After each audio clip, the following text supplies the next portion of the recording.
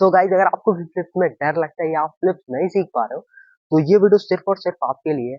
I mean, अब मैं guarantee लेता हूँ, अगर आप इस वीडियो को पूरा देख लेते हो तो 90% तक आपका डर जो है फ्लिप्स का वो पूरा खत्म हो जाएगा। आप फ्लिप्स करने में कभी फिर डरोगे नहीं कि रोटेशन कैसे करना है, मैं गिर जाऊंगा, ये वो कभी डर नहीं लेगा।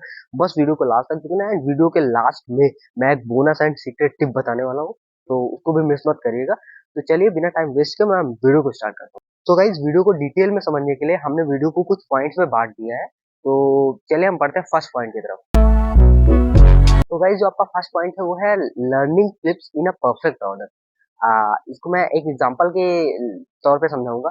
लाइक सपोज करिए आप वेबस्टर फ्लिप सीख रहे हो। वेबस्टर फ्लिप यानी one leg front flip. Okay, तो सपोज करिए आप उसे सीख रहे हो, तो आप डायरेक्ट ग्राउंड में गए एंड आपने डायरेक्ट वेबस्टर फ्लिप मार दी, तो आप डेफिनेटली डरोगे, आप कि कैसे मारूंगा, कैसे रोटेशन होगा, मैं गिरूंगा नहीं।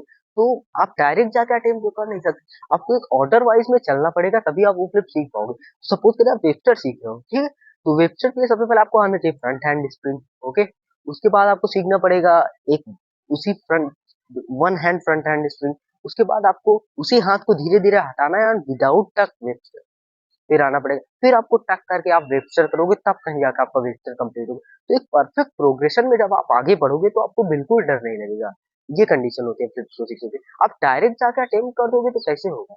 और एक एग्जांपल ले लेता हूँ मैं, जैसे आप बैक हैंड स्प्रिंग सीख रहे हो, ठीक है, और बैक हैंड स्पिन में आप जाओगे डायरेक्ट, अगर बैक हैंड स्पिन मार दोगे डेफिनेटली आप हेड पे आओगे, नेक पे आओगे एंड आपको इंजरी होगी।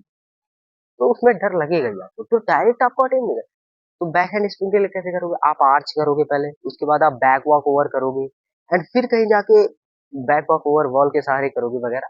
उसके बाद आप किसी एक पार्टनर का सपोर्ट लोगे एंड देन आप जाके बैक हैंड स्प्रिंग को अटेम करोगे धीरे धीरे, वो भी सेफ्टी के साथ। तो जब आप एक स्टेप वाइज में आगे बढ़ोगे एक परफेक्ट ऑर्डर में, तो आई डोंट थिंक इंजरी का कोई चांस है या आपको डर बिल्कुल नहीं रहता। तो आपको एक ऑर्डर में बनना है। आपका पहला पॉइंट ये हो गया। अब हम बढ़ते हैं आपके अपने सेकंड पॉइंट में। सो गाइस, जो हमारा सेकंड पॉइंट है वो है स्ट्रेचिंग एंड वार्म अप। सो बहुत सारे लोग गलती क्या करते हैं, डायरेक्ट जाते हैं अपने प्रैक्टिस प्लेस पे एंड दे स्टार्ट डूइंग, और ना कोई एक्सरसाइज, ना वार्म अप, ना स्ट्रेचिंग। तो ये बहुत बड़ी गलती है गाइस। अगर जब भी आपको एक बात आपको समझना होगा कि यदि यदि आप किसी भी फ्लिप को फुल रेंज ऑफ मोशन में करना चाहते हैं, तो उसके लिए आपकी बॉडी का तैयार होना बहुत जरूरी है। एंड अगर आप वार्म अप स्ट्रेचिंग नहीं करते हो फ्लिप प्रैक्टिस की पहले, तो आपको इंजरी का बहुत ज्यादा चांस रहता है कि आप गिरोगे तो आपकी इंजरी बहुत, मतलब चांसेस है 90% का आपको इंजरी हो। सो एंड एक और इसका रीजन होता है, जो एक मसल्स में एक होता है लैक्टिक एसिड। तो जब आप बिना वार्म अप एंड स्ट्रेचिंग के प्रैक्टिस करते हो, तो आपकी मसल्स में हो जाता है लैक्टिक एसिड जमा, जिससे क्या होता है, आपको बहुत पेन होता है। अगले दिन आपको पेन बहुत ज्यादा होता है, कहते हो कि पेन काहे हो रहा है। ओके, आप रनिंग जैसे पहले पहले दिन करते हो, रनिंग करने के बाद डायरेक्ट चले आते हो, कहते हो अगले दिन आपको पेन पैर में बहुत ज्यादा होता है, कहते हो पेन क्या हो रहा है। ये इसीलिए होता है क्योंकि आपके मसल्स में लैक्टिक एसिड जमा हो जाता है, जिसके कारण आई मीन वो जब जमा हो जाता है तो आपको पेन बहुत जाता है। इसके लिए क्या किया जाता है, इसके लिए जब आप स्ट्रेचिंग करोगे तो वो लैक्टिक एसिड धीरे धीरे निकल जाता है मसल से आपके। तो इसीलिए आप पहले डायरेक्ट फ्लिपिंग प्रैक्टिस ना स्टार्ट करिए, ग्राउंड में जाइए, अपने प्रैक्टिस प्लेस पे जाइए एंड पहले आप 15 से 20 minute warm up and stretching कीजिए। वार्म अप के लिए आप रनिंग ले लो, रनिंग बहुत ज्यादा नहीं करना, नहीं पहले ही थक जाओगे तो फ्लिप प्रैक्टिस क्या करोगे। तो रनिंग आप आई मीन 800 से 1000 मीटर ले सकते हो, थोड़ी रनिंग एंड, या फिर आप स्किपिंग कर सकते हो थोड़ा सा एंड नॉर्मल जो वार्म अप एक्सरसाइजेज है वो करो। उसके बाद आप नॉर्मल जो पूरे पार्ट की स्ट्रेचिंग है, अगर आप स्ट्रेचिंग एंड वार्म अप के ऊपर कमेंट करोगे तो मैं पूरा वीडियो डेडिकेटेड वीडियो बना लूंगा कि कैसे करना है आपको फ्लिपिंग प्रैक्टिस के पहले, क्या वार्म अप क्या स्ट्रेचिंग करनी है। आप कमेंट करेगा तो मैं बना दूंगा, ठीक है।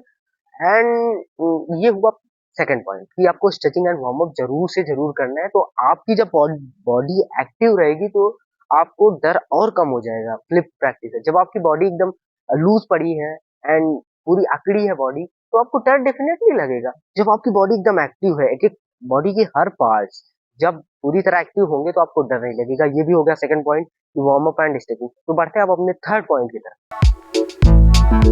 तो गाइस, हमारा थर्ड पॉइंट जो है वो है प्रैक्टिस प्लेस। तो अब हम प्रैक्टिस प्लेस की बात करते हैं कि कहाँ कहाँ हम प्रैक्टिस कर सकते हैं, मतलब एक परफेक्ट प्रैक्टिस प्लेस की जहाँ पे आप गिर जाओ तो लगे ना। तो प्रैक्टिस प्लेस के लिए आप कुछ जगह ले सकते हो। जैसे एक तो हो गया आपका रेत वाला एरिया, ठीक है, आप चले जाइए कहीं आस-पास मार्केट में एंड देखिए जहाँ पे रेत वगैरह की सीमेंट रेत की दुकान हो उनके आस-पास रेत का ढेर रहता है। तो वहाँ पे आप प्रैक्टिस कर सकते हो। एक ये हो गया।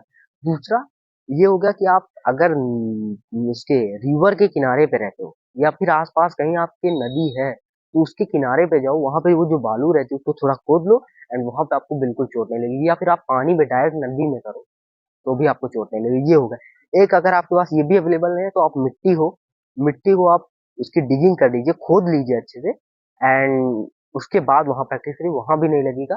या फिर अगर आपके पास मतलब थोड़ा पैसा अवेलेबल है, तो आप मैट मँगा सकते हैं, सेफ्टी मैट। सेफ्टी मैट्स हालाँकि बहुत महँगे आ जाते हैं, आपकी 10,000 8-10,000 से स्टार्टिंग है जो जिम्नास्टिक मैट्स हैं, तो काफ़ी आपका कॉस्टली पड़ जाता है, मैं वो रिकमेंड नहीं करूँगा अभी आपको।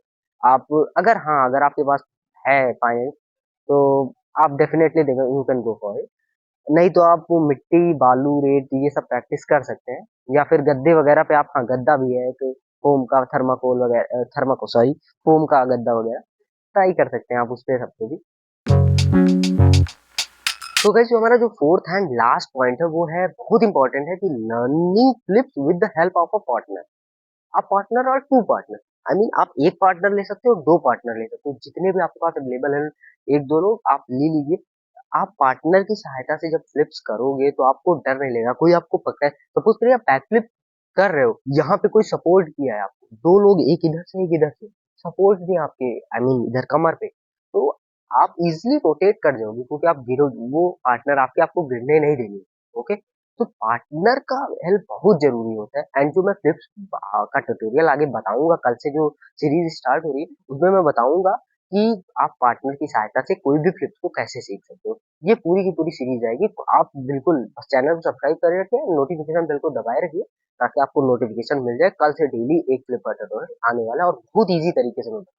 सो गाइस ये था मेरा आज का वीडियो। आई होप इस वीडियो से आपको काफी इन्फॉर्मेशन मिली हो। अगर कोई भी डाउट हो आप कमेंट सेक्शन में करिए या फिर आप डिस्क्रिप्शन में लिंक मिल जाएगी मेरे इंस्टाग्राम अकाउंट की, वहां पे आप जाके मुझे पर्सनली मैसेज करिए, मैं आपको 100% गारंटी रिप्लाई दूंगा। एंड आई होप इस वीडियो से आपको कुछ सीखने को मिला होगा। वीडियो में एंड मेरे साथ बने रहने के लिए थैंक यू। मिलते हैं किसी नए वीडियो में, तब तक के लिए बाय बाय, टेक केयर।